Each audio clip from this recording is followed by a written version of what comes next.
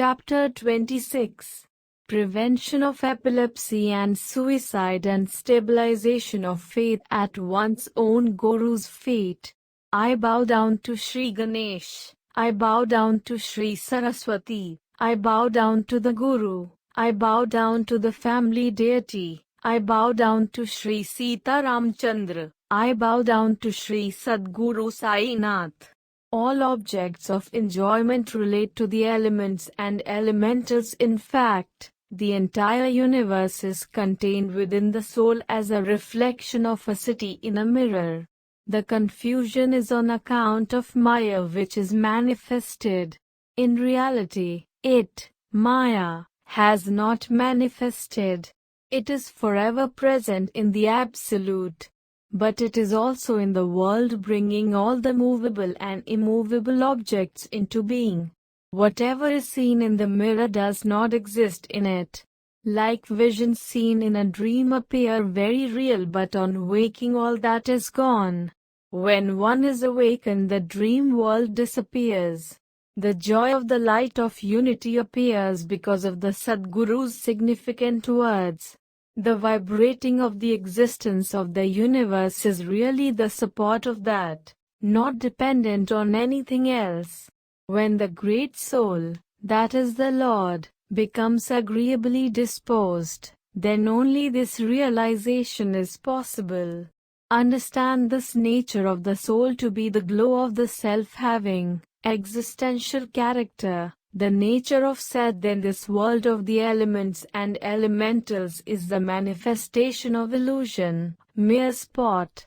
All this world of the elements and elementals, right from Brahman to a blade of grass, is imaginary. It is this expanse of the world which is merely a creation of illusion. The serpent, the garland of flowers, the stick, and the current are considered to be a rope due to the ignorance of their real nature. Similarly, the entire expanse of the universe has no support in real nature. All this world that is perceived is of the nature of illusion. This comes to an end on knowing reality, that is at the time of awakening caused by the words of the Guru.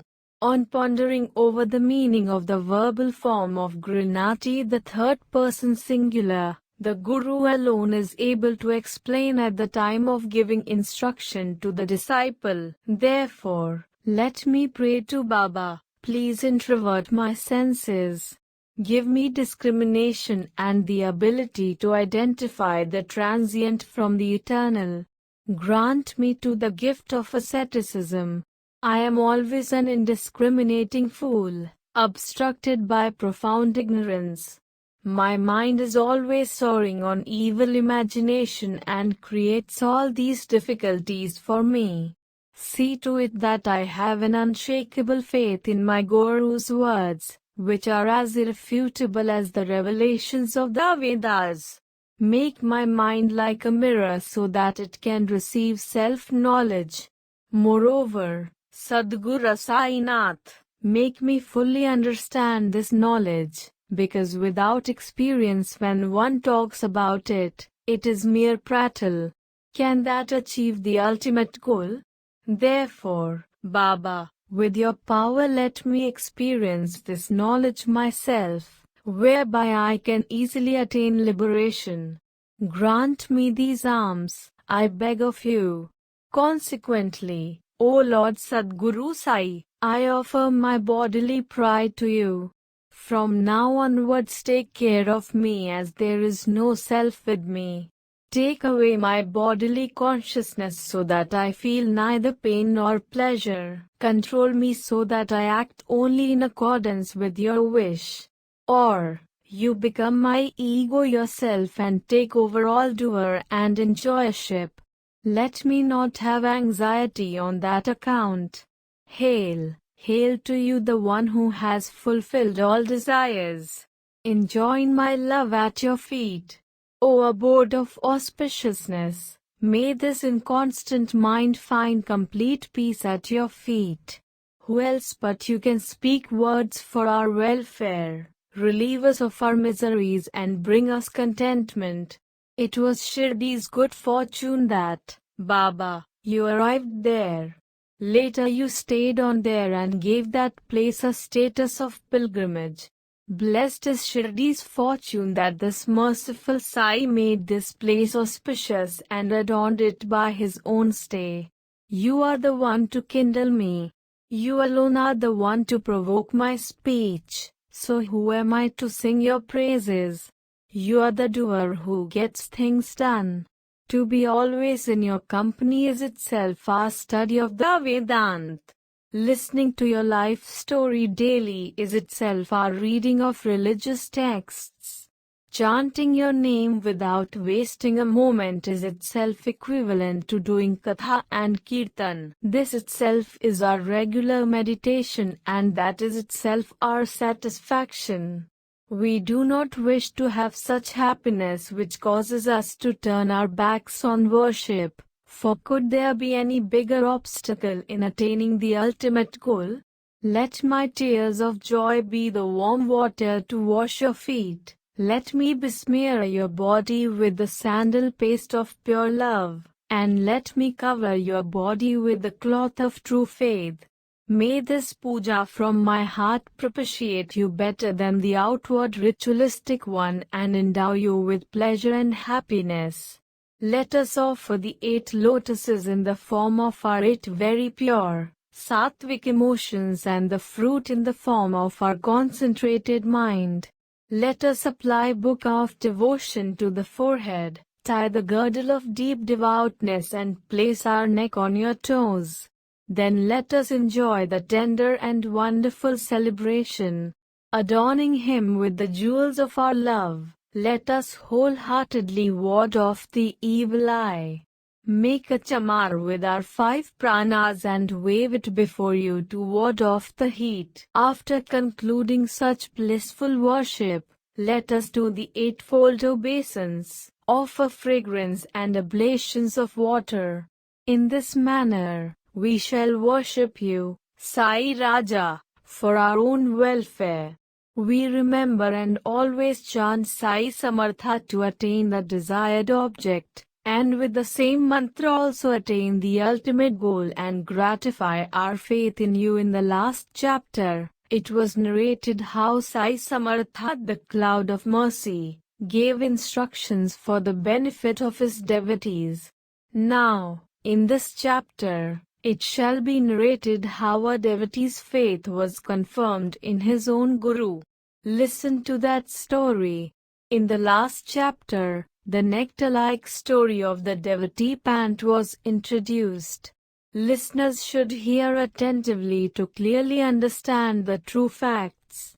How many kinds of experiences he gave, and how he put the calirum of faith in the eyes, how he was firmly settled at his Guru's feet, and how the mind felt tranquil. Once, a devotee named Pant went to Shirdi, along with friends, to have Sai's darshan. With a lot of effort, he was already graced and was attached to his own Guru. He hesitated about going to Shirdi. Yet, as is one's destiny, it comes to pass without expectation. The opportunity to have Sai's darshan came and resulted in immense joy for him. Man proposes but God disposes. One cannot do anything against destiny. Listen to that. With a quiet mind, a number of people left their homes, having decided to go to Shirdi by train, traveling happily together.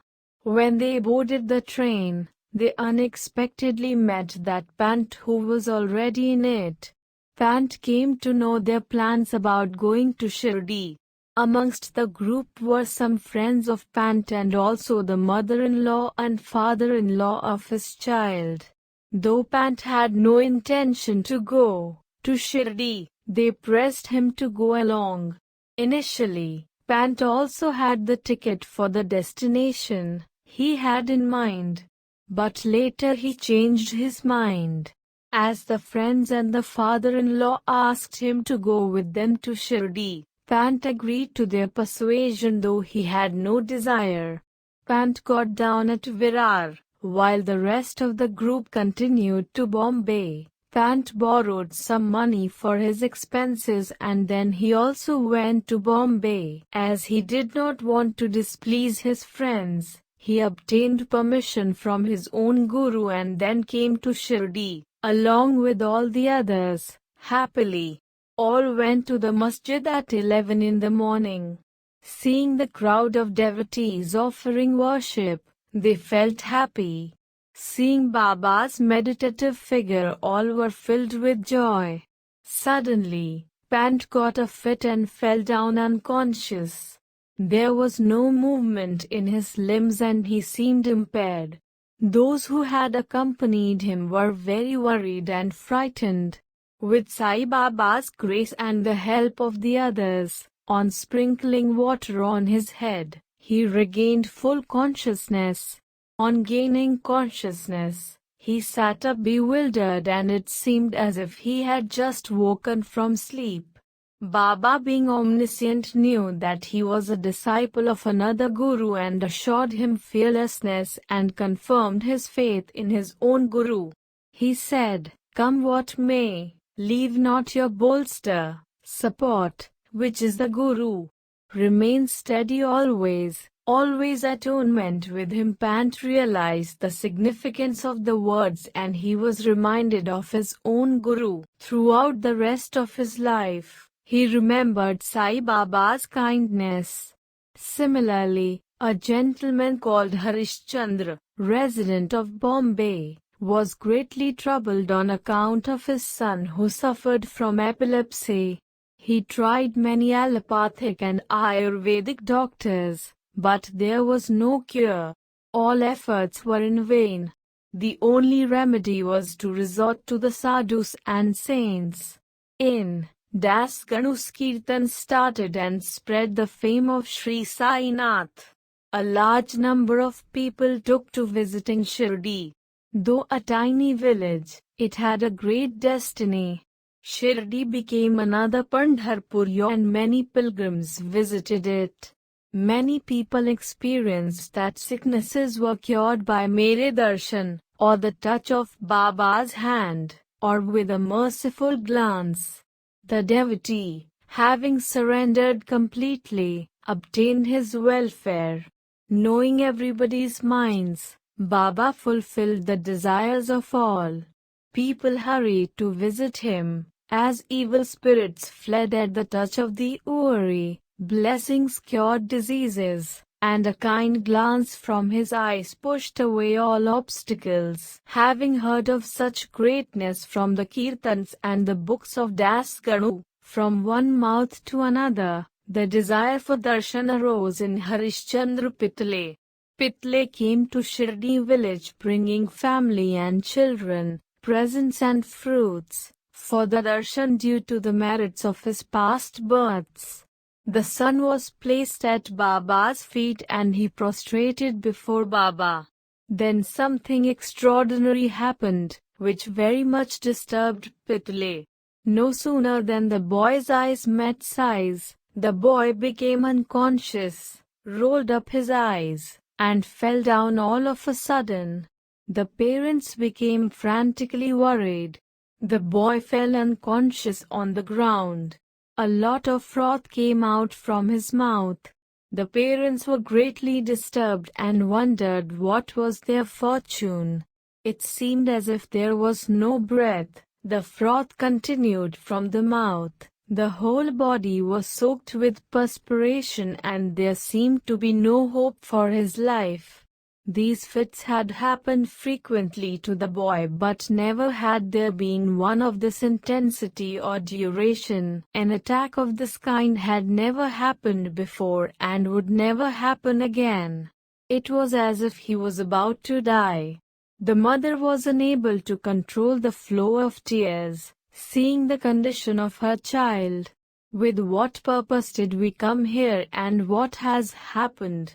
The remedy has aggravated the condition. These feet, Sai Naths, have proved ruinous. All our troubles in coming here have been in vain.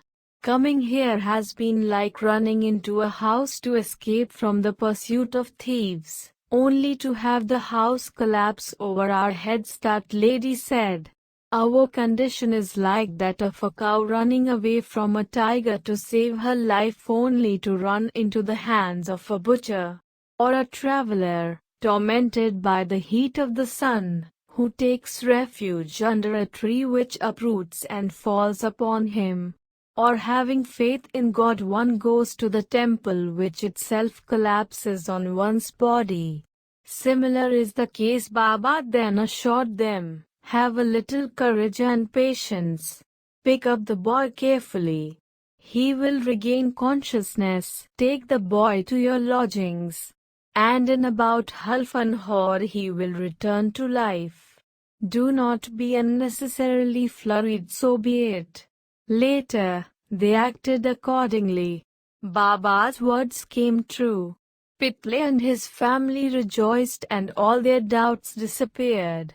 On being taken to the wada, the young boy came immediately to his senses. The worries of the parents disappeared. There was a lot of joy. Then Pitle came with his wife for Baba's darshan and performed the eightfold salutation with great humility. Seeing the son's recovery, he sat pressing Baba's feet with mind full of gratitude and happiness. Baba asked with a smile, "Have the waves of doubt and desires ebbed now? Sri Hari will protect him who has faith and patience." Pitle was a wealthy man from birth. He came from a good and well-known family. He lavishly distributed sweets and dry fruits and even offered fruits, betel leaves, etc. to Baba. His wife was of a very sattvic nature, loving, having faith and devotion. She would sit near the pillar, gazing at Baba. As she gazed, her eyes would fill with tears. She did this daily. Seeing her novel way of showing affection, Baba was won over by her. Saints are like God, they are ever at the service of the devotees. They are very gracious to those who worship them wholeheartedly, may it be whatsoever. Then, this family desired to leave. They came to the masjid for darshan, and took Baba's permission and the udi, and made preparations to leave. At that time, Baba took out 3 rupees from his pocket and called Pitle close to him. Hear what he said. "Bapu, earlier I had given you 2 rupees. Add these 3 to them and worship them. You will be benefited." Pitle took the rupees in his hands and accepted them with joy as prasad. He prostrated at Baba's feet and said, "Grant me your grace." Maharaja. Waves of thoughts arose in his mind. This is my first visit. So what is it that Baba is saying?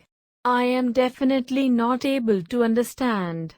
As I had not seen Baba earlier, how could he have given me 2 rupees earlier? He could not at all understand the meaning or the advice. Pitle was bewildered. How do I get the meaning explained? His curiosity increased. Baba did not give any indication and remained silent. Any words spoken by saints, however casually, are bound to prove true. Pitle was fully aware of this, so he was puzzled. But later, when he went to Bombay and his home, there was an old woman at home who satisfied his curiosity. The old woman was Pitle's mother. When she inquired about what had transpired at Shirdi, as a matter of course, the topic about the 3 rupees cropped up. Even she was unable to collate it. After thinking it over, she remembered, and the old lady said to Pitle, "Now I recall completely. What Baba said is true. As you took your son out to Shirdi for Sai's darshan, similarly your father had earlier taken you to Akkalkot. The Maharaj there was a Siddha benevolent, very famous, omniscient, yogi, very wise. Your father was also a very moral man. He accepted your father's worship and the Yogi Raja was pleased with it. As prasad he gave him 2 rupees in order to perform puja. These earlier 2 rupees too, Swami gave to you, my son, as prasad in order to worship. These 2 rupees were kept in the shrine and your father daily worshipped them with great faith. I alone know about his faith. He acted according to his faith. After his death, the puja and the articles for performing it became children's playthings. There was no faith in God, and even shame was felt to do puja. The children were appointed, in turns, to do the puja.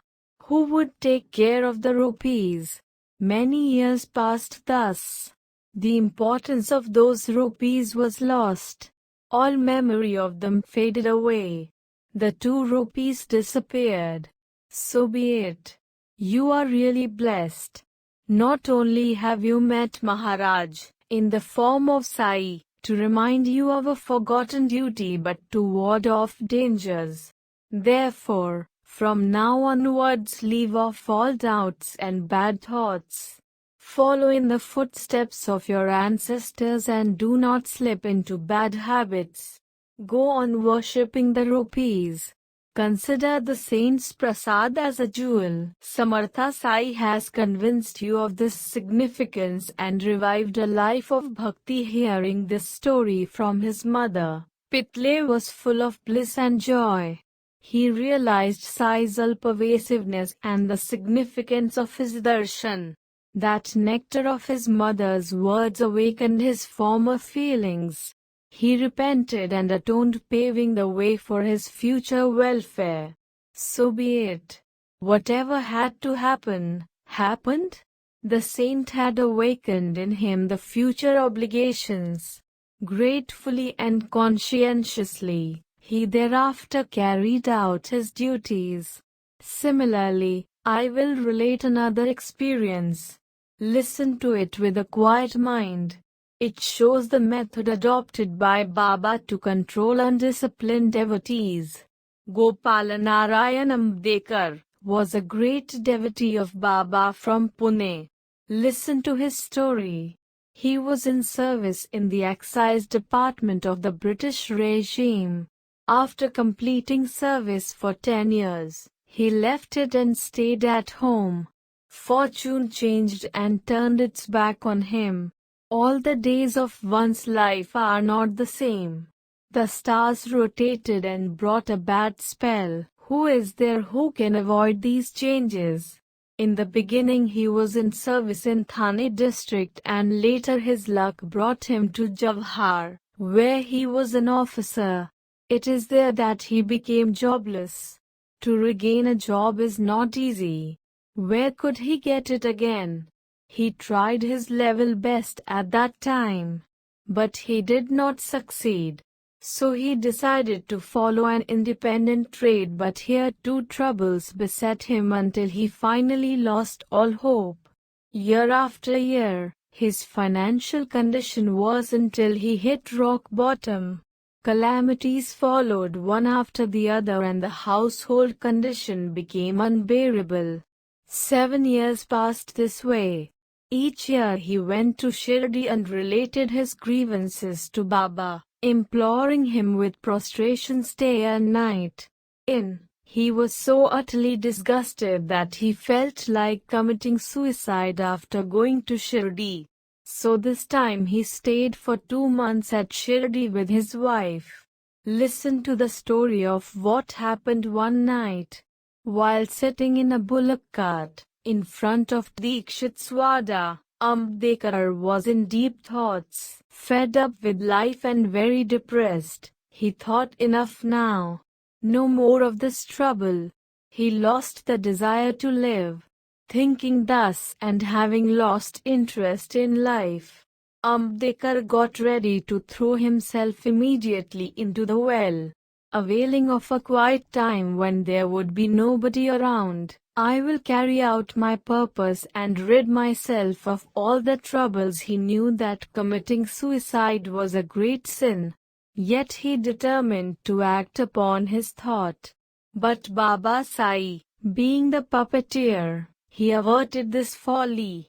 At a very short distance, there was the residence of a hotel owner, who also had Baba's support, being one of the persons who served Baba.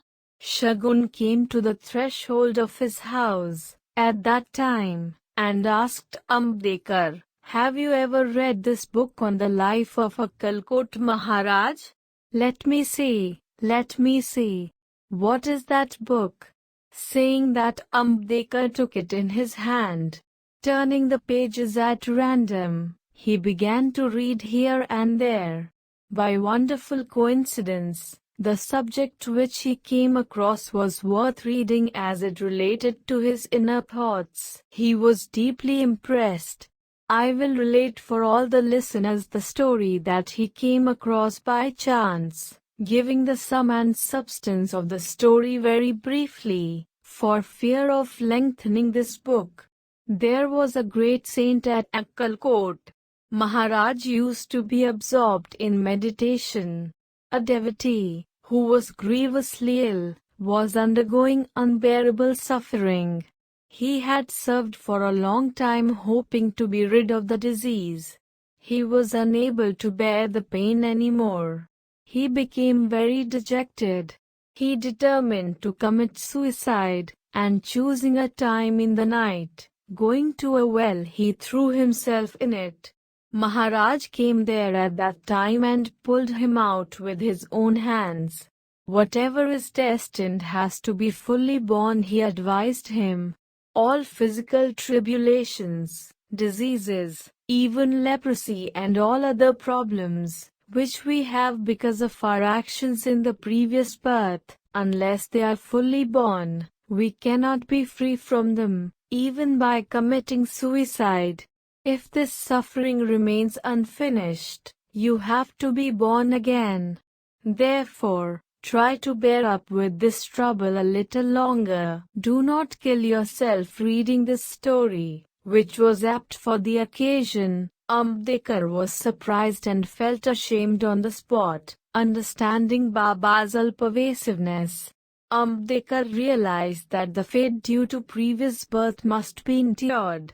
He was made to understand this at the right time, and it was good that he had not attempted the reckless deed. This illustrative story was like a voice from outer space. It strengthened his faith at Sai's feet. Sai's deeds are unimaginable. Sai's warning guided through Shagun's words. If there had been some delay in getting this unexpected book, my life would have been ruined.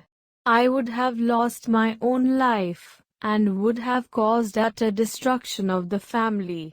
My wife would have had to undergo a lot of suffering, and I would not have achieved my own good nor attained my spiritual goal. Baba inspired Shagun and made the book an instrument to divert my mind from committing suicide. If such an incident had not occurred, the poor man would have unnecessarily lost his life. But where there is a savior like Sai, who would be able to kill? This devotee's father had faith in Akkalkot Swami. Baba made him understand that he should follow in his father's footsteps. So be it. Later everything was well. Those days passed. He studied astrology, putting in a lot of efforts, and that was rewarding. He got Sai's grace and blessings. Fortune smiled upon him. Later on, he became well versed in astrology, and his earlier adverse circumstances ended. His love for the Guru increased, and he achieved happiness and health. He had ease and happiness in family life. He became very happy. There are innumerable such miracles, each one greater than the other. But lest this book is lengthened, I have confined myself to the essence. Hemant surrenders at Sai's feet. The next chapter narrates the interesting story of how Shama was presented with the gift of the Vishnu Sahasranama. "I do not want it. I do not want it," said Shama. But Baba had immense love for him. He forcibly gave him the Sahasranama by ascribing its wonderful greatness. Now listen to this story with respectful attention. Baba will be seen granting grace, when the time is ripe, to a devotee who had not the slightest desire. It will be seen in the chapter how inexplicable are the ways of granting grace in the Sadguru's abode. Listeners should hear this with respect. He who is the highest form of well-being is that Sai, the store of all attributes. He is fortunate who hears about him and speaks of his glories, being an act of religious merit, his life being purifying. May there be well-being. This is the end of the 26th chapter of Sri Sai Samartha Satcharitra, written by the devotee Hemadpant, impelled by saints and virtuous people, called Prevention of Epilepsy and Suicide and Stabilization of Faith at One's Own Guru's Feet. This is offered to Sri Sadguru Sai Nath. May there be auspiciousness.